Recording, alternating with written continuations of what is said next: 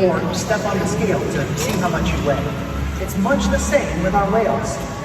Throughout today's presentation, you'll see the killer whales moving together in unison. These synchronized behaviors allow them to strengthen their social bonds and problem solve as a group. This is why they are known as the ocean's top predator. Their scientific name is Orcinus orca. Their common name is killer whale. The 5 killer whales in our care have their own individual names. The 3 females, Takara, Sakari, and Kamea, and joining us out front right now are the 2 males, Tuar and Kayuke. Kamea is the youngest member of the pod at 10 years old. Takara, her mother, is the oldest member of the pod. She's 33 years old. Takara is also the matriarch, which means she's the leader. These whales trust us, and they play an active role in our health and well-being. Through the use of positive reinforcement training techniques, we can train them husbandry or healthcare behaviors. Joining us today in the slide outs are trainers Carrie and Casey to help demonstrate some of those behaviors. One of the first behaviors that the killer whales learn is called a fluke present. Tuar is demonstrating what that looks like right now. In this position, we not only get a really good look at the entire underside of his body, but this also allows us access to the easy-to-see shallow veins that run along the white undersides of his tail flukes. At least once a month, our veterinarian team can come by and collect a blood sample from these veins. The killer whales are conditioned to remain calm throughout the entire process.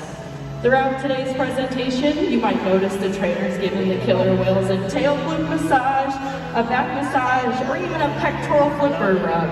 Killer whales have really sensitive skin, so this is another way that we can build our relationship with them. Collecting blood is just one of the important diagnostic tools. Another important diagnostic tool is collecting an accurate weight. And we can ask the killer whales to slide their body out of the water onto a killer whale-sized scale on one of our back-adjacent habitats. Kayuke is demonstrating what that looks like right now. And you might notice a portion of his body is still in the water, from his dorsal fin all the way down to his tail flukes. This is called the peduncle, and it's made up of several large, powerful muscles that can weigh hundreds of pounds. So in order for us to get an accurate weight, we've trained the whales to lift their heads and tails up and out of the water, and that's how we know that it was Monday morning. Kayuke here is weighing in at 9,800 pounds. It's important for us to weigh the older whales to ensure the younger whales like Kamea are growing appropriately, and the more mature whales like Kayuke are maintaining a healthy weight. All of these husbandry behaviors help us to ensure that the animals are both healthy and thriving. And the care isn't just physical. Mental stimulation and play are vital, and we surprise and engage our whales at every opportunity. Play is how killer whales teach their young to hunt. For the adults, play is important too. It seems that they just enjoy having fun. But I would just see Emma after that, he's going to give us a hug and Observational learning and mimicry play a key role in a young killer whale's life. From the moment they're born, they can be seen playing follow the leader with their mothers or other members of the pod. They even play follow the leader here with us, and our new friend Ariana is here to help us demonstrate that today. Now Ariana, go ahead and give Tuar a big wave hello. Look at that! He's paying such close attention to you.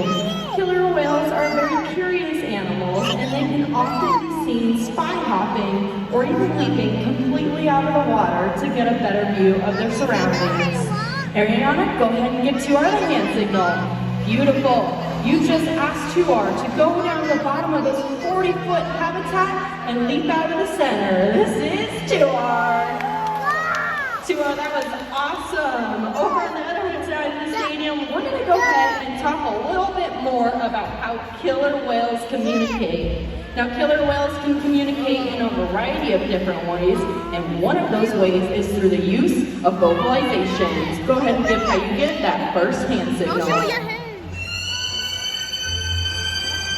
That motherfucker's smart as hell. Wow, that was beautiful, Cayuga! Killer whales can also communicate by tapping different parts of their body onto the water surface. This might be their pectoral flipper or even their entire body in a behavior called a breach. You see, when a killer whale leaps out of the water and crashes back down onto the surface, that sound can be heard from miles around. So everyone, go ahead and take a close listen to this behavior. Oh my goodness! You're so big. Good thing it's so warm today. Thank you for being such a good sport. Ladies and gentlemen, give it up for our audience volunteers. That shit is terrifying. As you can see, killer whales can communicate by leaping out of the water and making a huge splash. SeaWorld's research and observation of the killer whales in our care has shed light on the many mysteries of these amazing animals. For example, we know that the gestation period of a pregnant killer whale is 17 months. That information is impossible to obtain out in the ocean. However, some information can only be gathered through field observation, and that's why SeaWorld works with our partners like the Norwegian Orca Survey to further our knowledge. Killer whales are remarkable, powerful animals, and perhaps the best expression of that power is when they hunt. Killer whales stand apart. They have no natural predators, and just about any other ocean animal could be their dinner. Depending on where they live and their chosen prey, they've developed some epic hunting techniques. Off the coast of South America, killer whales will beach themselves, riding in on waves just long enough to catch prey. They'll also create waves that knock animals like penguins or seals from ice floes. Most importantly, they cooperate, communicate, and coordinate as a team. Here's footage of killer whales surrounding a school of herring. A whale dips in and feeds, while the other whales keep the fish together with swipes of their tail fins. In the ocean, killer whales create waves to hunt. They use fluke swipes to stun their prey, and they can even beach themselves up and out of the water. For these whales, it's a fun demonstration. But for all of you, it's time to get wet.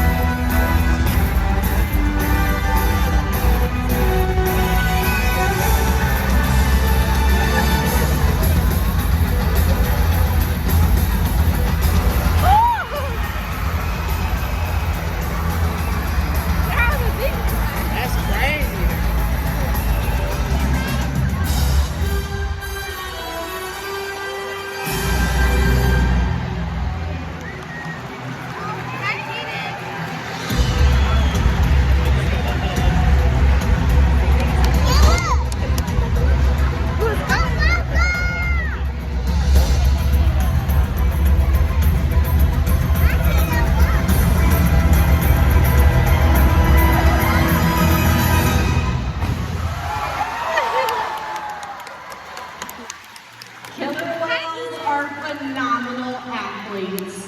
They can eat over 100 pounds of food a day. Depending on where they live and the time of the year, this prey can vary. Unfortunately, things like overfishing and pollution pose a serious threat to many populations of killer whales. Killer whales are impressive animals, and it's pretty obvious why they're the top predator in the ocean. That means killer whales